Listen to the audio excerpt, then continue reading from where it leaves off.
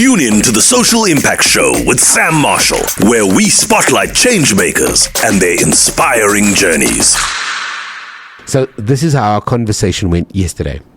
Charmaine Soobramoney, how are you doing? I'm fabulous, Sam. It is very quickly before we talk about this journey we're on with the word wealth. It's also a special week for you because it's 5 years of Each One Hold One. Oh, it is indeed. Thank you for reminding me. No, I knew about it, but I didn't think you would remember. So thank you, Sam. And yes, it is a special celebration, 5 years and Each One Hold One. And thank you, Sam, for actually being a board member of Each One Hold One and your contribution and impact. Each One Hold One was launched on the 17th of March. And today it's 35 years that my aunt had tragically passed, actually. So it is quite a 50 day. So, yeah. Yeah, it obviously makes one deeply reflective of the people that were part of our lives and, in the special place that they hold in our hearts. And as they say, I think we honor the ones that we love by remembering them, right? Absolutely. So, and Sam, as you know, I mean, my aunt was like my second mom, and it is the reason, as you know, she was killed by my partner when I was 19, actually. Yeah. And it is the reason that Each One Hold One does what it does for women and supporting women. Yeah. Okay, Sam, darling, let's move on. I'm feeling a little bit. And I don't want to trigger you in that way. And I know that it's still something that you deal with on a daily basis. And I'm sure at some point when you are really comfortable, we can potentially talk about loss and how to overcome loss. But I think that's not our conversation today. But thank you for taking us in your confidence. Last week, we talked about equity. We unpacked what equity means. And we went kind of down a bit of a rabbit hole, but I know you wanted to focus primarily on equity in business and what does that mean from a financial perspective. And I know we ended up talking about marriages and partners and friendships and that kind of stuff, because I tend to steer you off what you plan on a weekly basis. And every time you say something, I go, oh, and what about that? But I thought to wrap off the E completely, we should focus on equity, and especially from a business perspective and how to leverage equity. Thanks, Sam. And to your point, though, I mean, the questions you ask are so relevant and pertinent. And as you indicated, this is a slow journey, and our intention is to have the greatest impact for our listeners. So we all can go on this journey of healing, wealth accumulation, and really making a difference in ways that it needs to. So don't go, you take me off on a tangent. You don't. You just help. With your insightful questions, you just help everybody learn. So I got such good feedback from last week, I must be honest. So thank you, Sam. Oh, that's great. Thanks to me too. Thank you.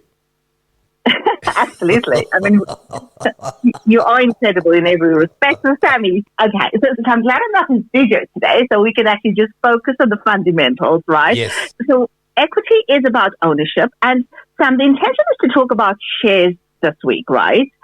And how you can actually create wealth by investing in shares. And remember, I said every single person has the ability to buy a share or a stock. A share and a stock is the same thing in a company. And that's how you accumulate wealth and you create your ownership.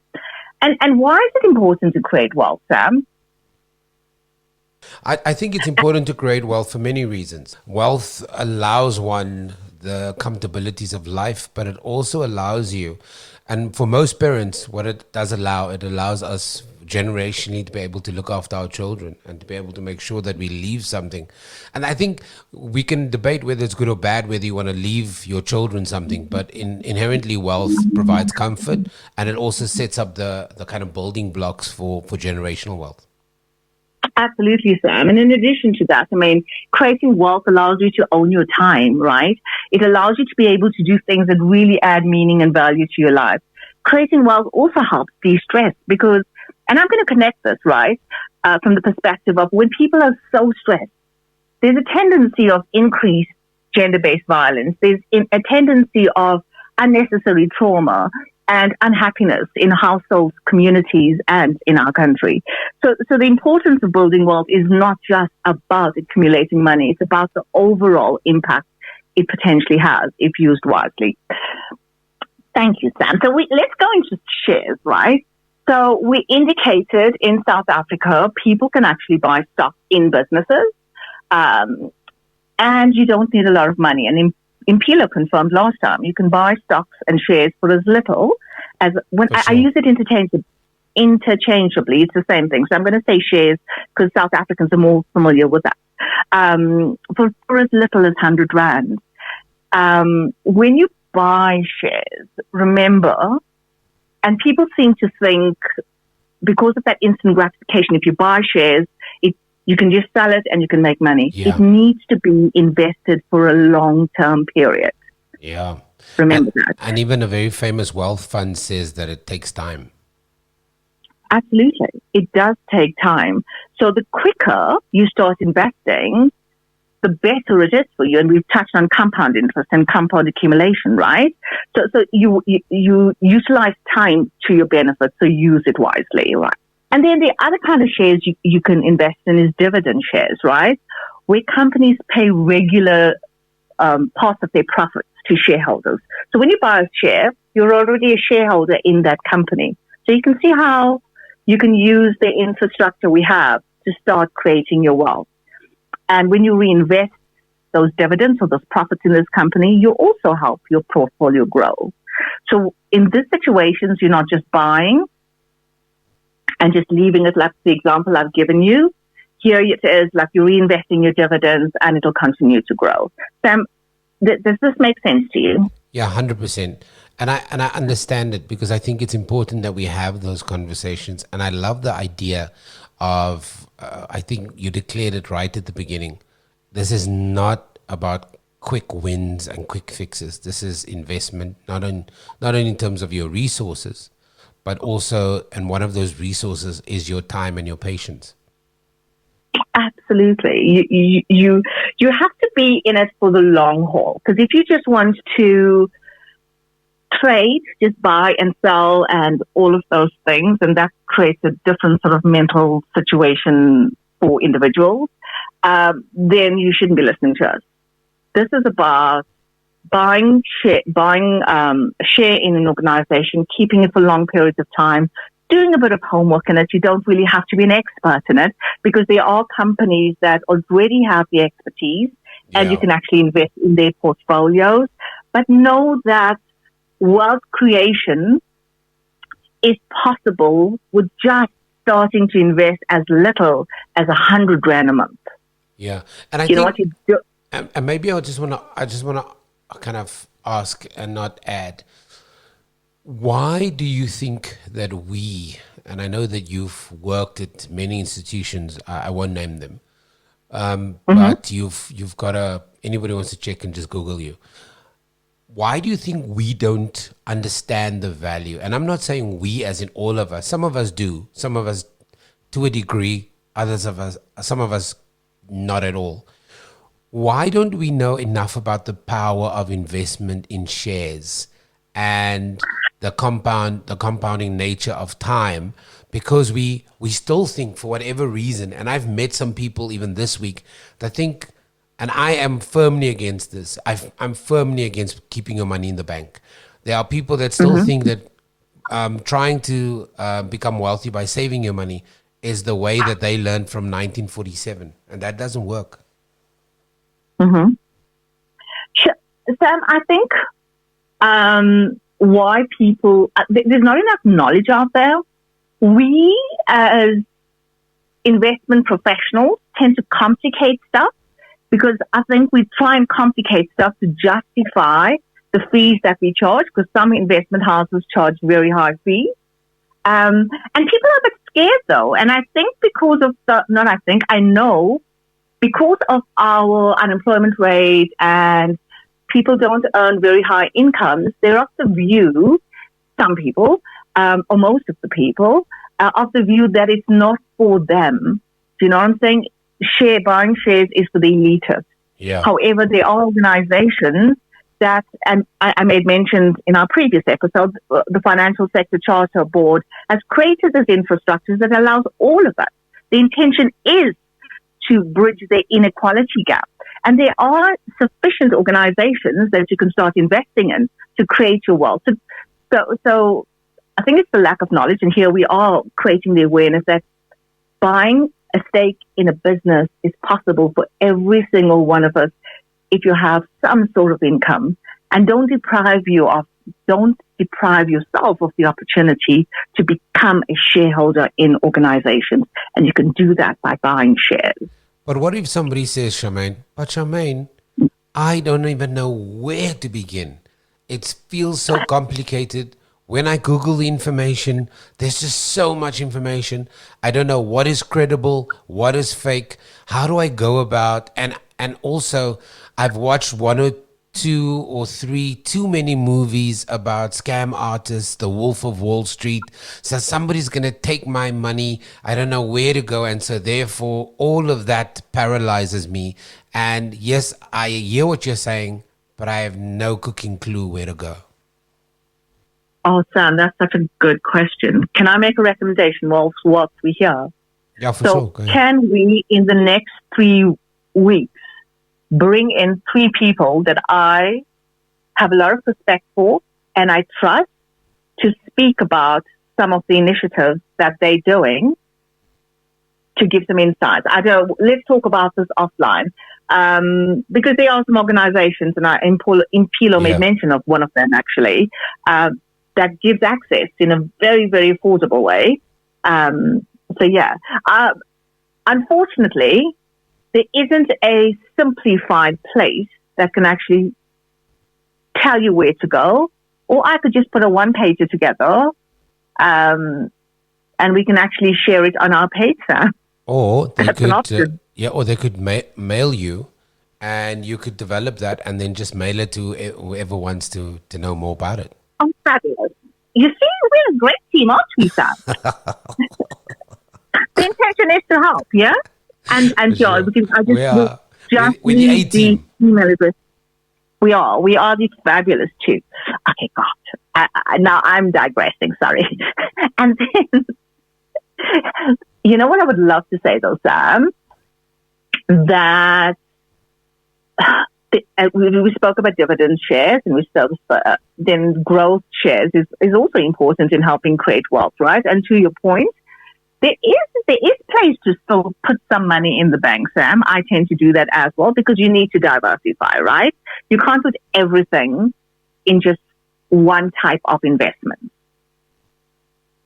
I'm just talking to your point, Sam, that you just made, right? Yeah. So we have dividend shares, we have growth stocks, and this is very, very important as well, right? Because investing in high growth potential companies can lead to significant returns, though it is high risk. So, some people tend to look at early stage companies and the growing sector, right? Oh, I shouldn't be going here. I'm not giving advice. This is just basically information that I'm sharing. Sure. The tech companies are doing pretty well. Even the green energy companies are doing pretty well. And those are like growth shares that people should consider. And for our everyday listeners, Sam, that don't have the confidence and don't actually have the know-how, the best option is to actually invest into a portfolio that the investment houses have. But we are clear that you're going to, this is not, please don't consider this advice. All we're doing is having a conversation in the Wealth Zen about the option of ownership. So we don't tomorrow want to get an email, Charmaine Soobramoney and Samm Marshall said this.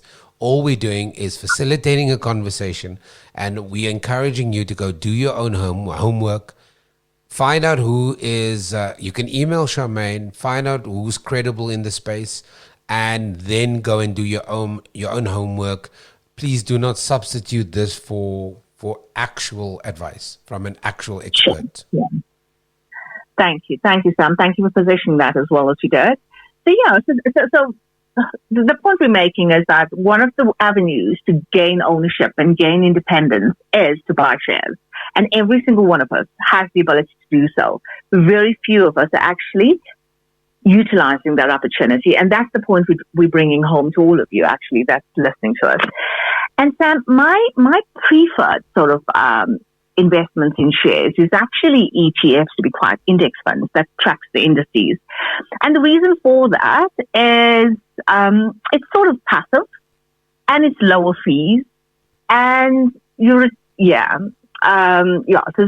I tend to have a fair amount in index funds, but I also have some in actively managed funds because I liked the persons that were involved in those businesses at the time I invested in them. I'm very intentional about who I work with, where I invest my time, and who I do business with. And for me, that's important. Charmaine, is this a conversation that you have with your partner? So let's say, for example, we're not all equal in the way we think, in the way we operate, even if we're married to the people that we love. Some of us have an appetite for risk, some of us don't.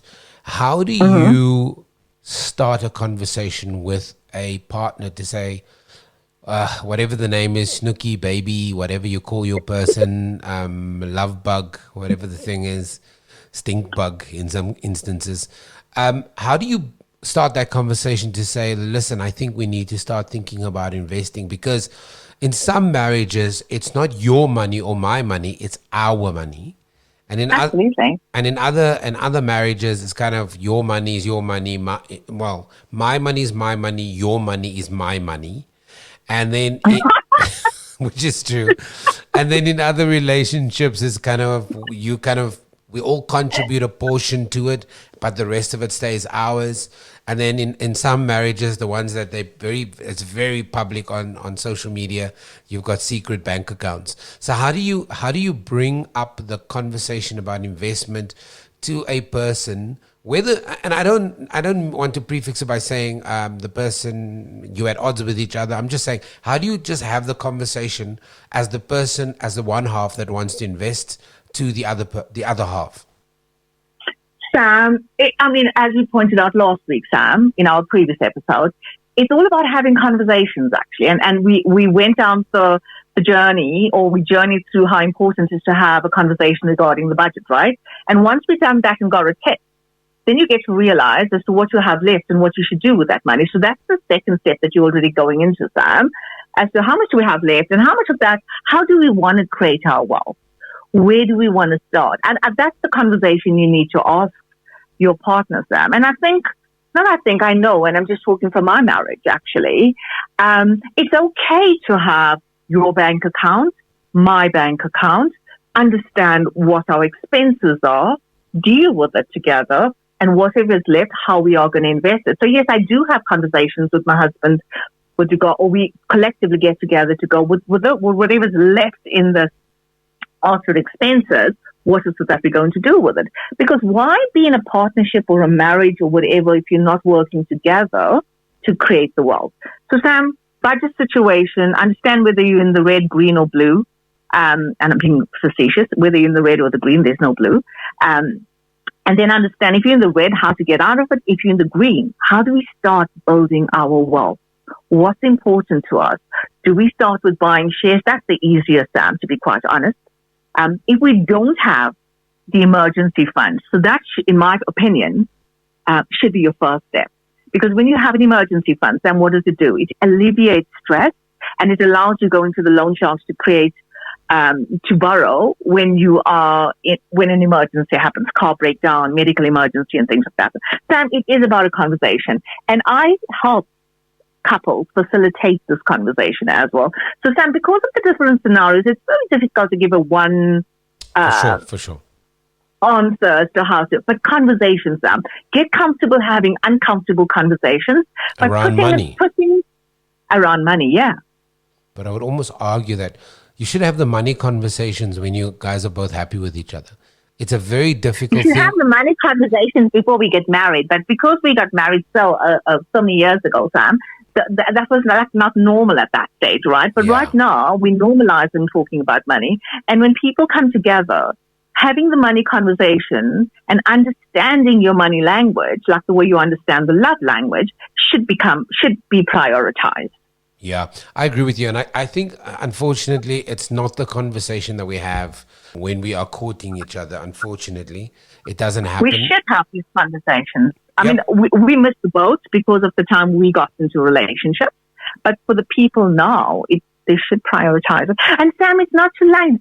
Like, I would recommend for our listeners that are actually battling to have these conversations. There are some incredible money coaches out there. I mean, and I'm going to punt her, my good friend Nikki Harju is amazing at facilitating these conversations. And Sam, we have to get on to the show. Yeah, I think that's a great point.